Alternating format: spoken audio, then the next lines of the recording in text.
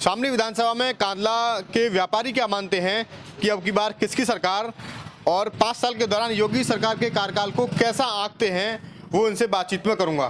क्या नाम है आपका? मेरा नाम डॉक्टर रणवीर सिंह। रणवीर सिंह। रणवीर सिंह। हिंदू मुस्लिम एकता से मैं अपने सवाल की शुरुआत करूंगा। कैसी है हिंदू मुस्लिम एकता कांदला में? बहुत अच्छा सामंजस्य है, सभी लोगों में बड़ा प्यार है, सब तीज त्योहारों पे एक दूसरे के यहाँ मिलते हैं, आते जाते हैं। यहाँ कभी कोई हिंदू मुस्लिम झगड़ा नहीं हुआ और ना ही कभी ऐसी संभावना भविष्य में कभी होगा। हिंदू मुस्लिम झगड़ा कभी नहीं हुआ, भाईचारा भी बहुत अच्छा है, कायम है। तो नेताओं को मुद्दा कहाँ से मिलता है कि भाई कांदला और कैराना की जो बात होती है उसमें कितनी सच्चाई? कुछ समय पूर्व ऐसा हुआ है, कुछ व्यापारियों को उत्पीड़न हुआ है, तो उसमें कैसे उत्पीड़न होता था? हाँ, पलायन का मुद्दा भी उठाया है और उसमें कुछ व्यापारियों के मर्डर हुए हैं कैराने के अंदर, तो उसके मद्देनजर लोगों में एक भय का माहौल बना था, जो अब सरकार में नहीं है और काफ़ी लोगों में अब एस्टेब्लिश हैं यहाँ पे, अब कोई इतनी परेशानी महसूस नहीं है। क्या नाम है सर आपका? सुबोध जैन। जैन साहब बताइए, अभी माहौल बढ़िया है, दुकानदारी अच्छी से हाँ बढ़िया है, सब फर्स्ट क्लास है, कोई दिक्कत परेशानी? नहीं कोई दिक्कत नहीं किसी को। अब की बार किसकी सरकार?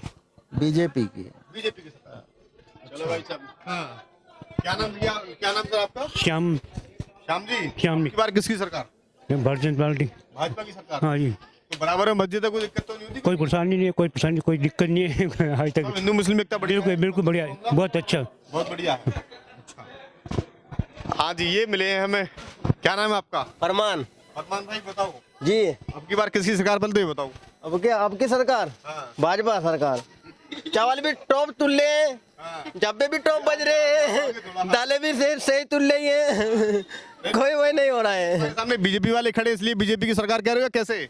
नहीं बहुत अच्छा है। हाँ।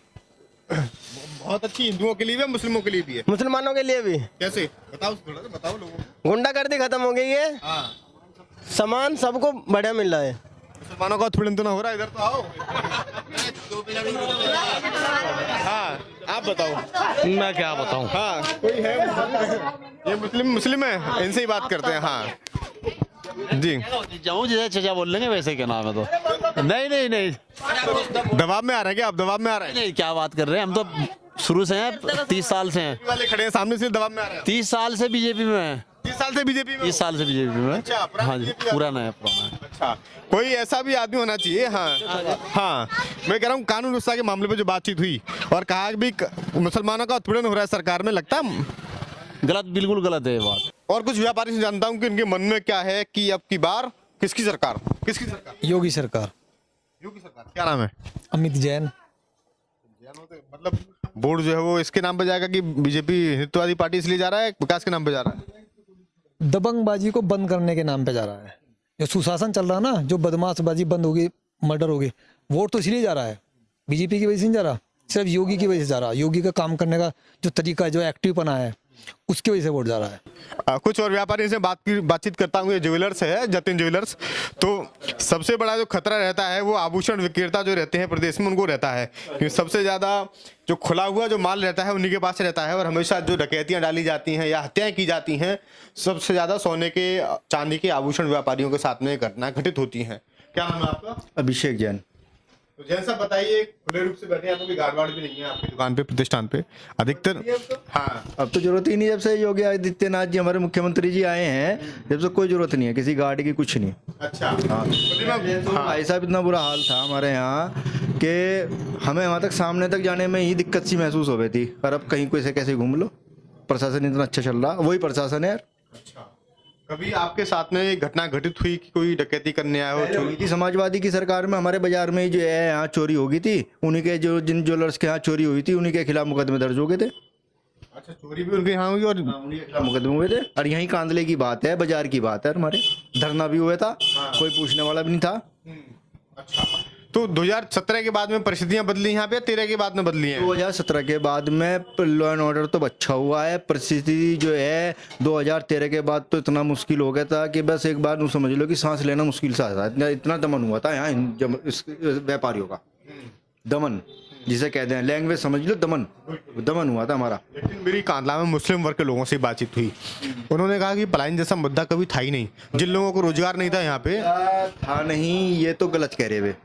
देखो जी, उन लोगों के लिए तो मुद्दा होगा ही नहीं, क्योंकि वे लोग तो करा रहे थे, वे लोग पलायन करा रहे थे, उनके लिए मुद्दा नहीं था। मुद्दा हिंदुओं के लिए था, क्योंकि वो लोग कर रहे थे पलायन।